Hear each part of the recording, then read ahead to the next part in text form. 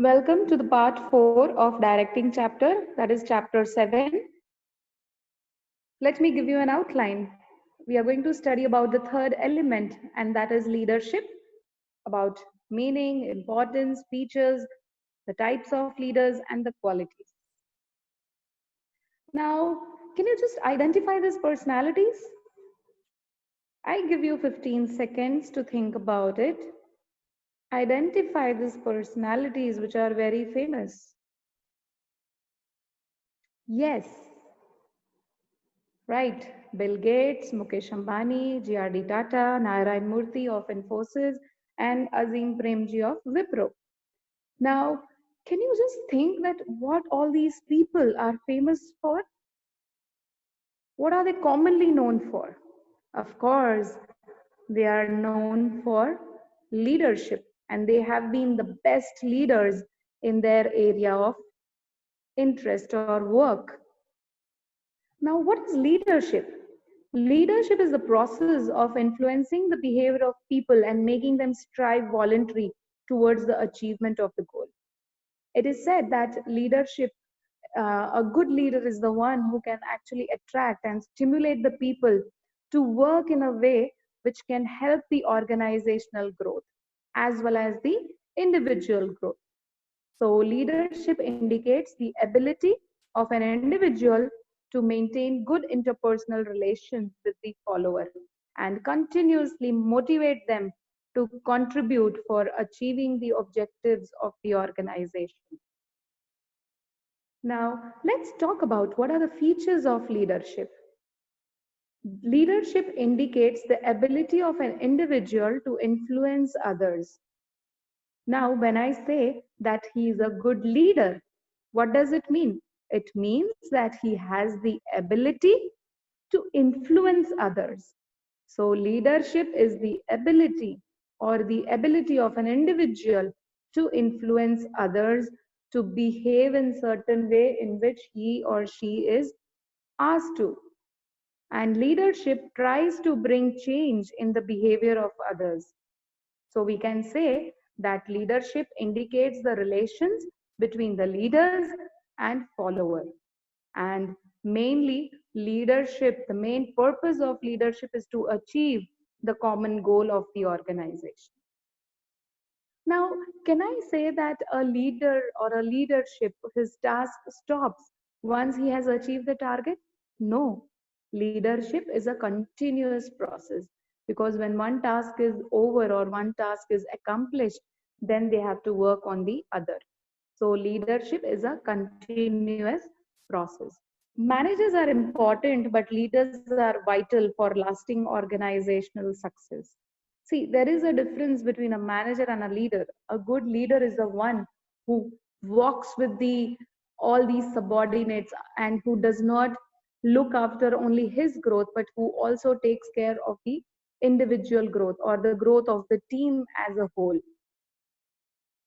So, why this leadership is important? Leadership influences the behavior of people and makes them to positively contribute to their energy for the benefit of the organization.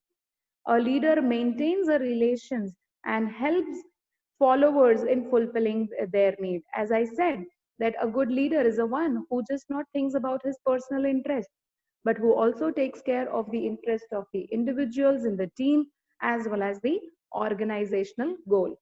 So it is the leader who plays an important and a vital and a key role in introducing required changes in the organization. If a company is having a good leader, he can bring changes in the organization. Like, let's say, for example, that there are certain policies which are not liked by the employee, but their leader or their supervisor who's leader to them, if he has those ability or the convincing skill to make or convince the employee that all these required changes have been done for the benefits of the individual or the employee as well as the organization. So this kind of leader will have the ability to bring about any required changes in the organization. A leader handles conflicts effectively. Why leadership is important? Because it is the leader who can solve all the grievances or issues or problems or conflicts effectively, and does not allow the adverse effect which can result into further problems or conflict. So it is the leader who provides training to their subordinates. So again, leadership is very, very important. Now, what are the qualities of a good leader? When we say, that what are the qualities of a good leader, the first thing comes to our mind is about the personality, the communication. So when we talk about physical feature, we are not talking about the looks, we are talking about the personality as a whole. That how is his ability to stimulate people to get the things done or to get the work done. Apart from that, he should have a good knowledge, he should possess a good knowledge related to the job or the job profile. He should have the integrity and he should take the initiatives to bring about new changes in the company. He should motivate the employee to upgrade their knowledge, skill, efficiency, get adapted to the new technology, and of course, he should have good communication skills. Now, apart from this, the most important, a good leader should have the ability to motivate their subordinates or team members. And motivation, as we have studied in detail in the earlier session, so we all are clear that as to what are the things which can help as a motivation, be it financial or non-financial. The next one is self-confidence of the leader, how confident he is, how are his social skills, that is how he takes up the relation with the subordinates, with superiors, how he handles his colleagues and the subordinates. So all these are the qualities of a good leader.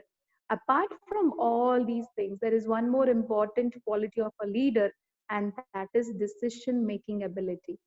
A good leader should know that at what time what decisions have to be taken.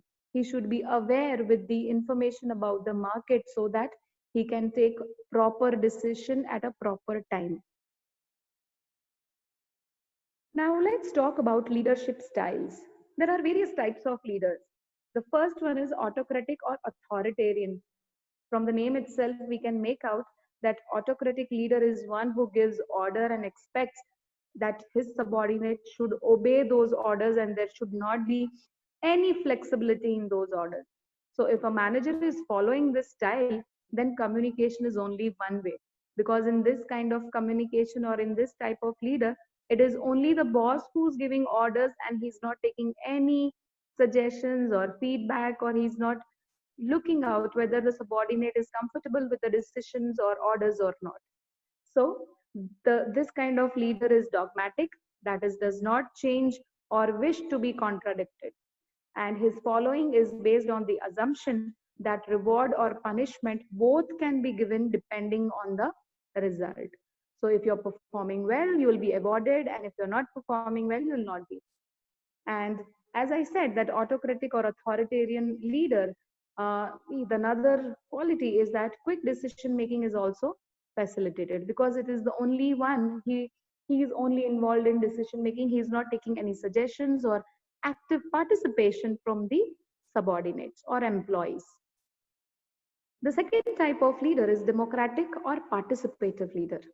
Now, a democratic leader will develop action plans and make decision in consultation with the subordinate, which means that before taking any major decision, he consults with the team members or the employee and encourages them to participate in the decision making.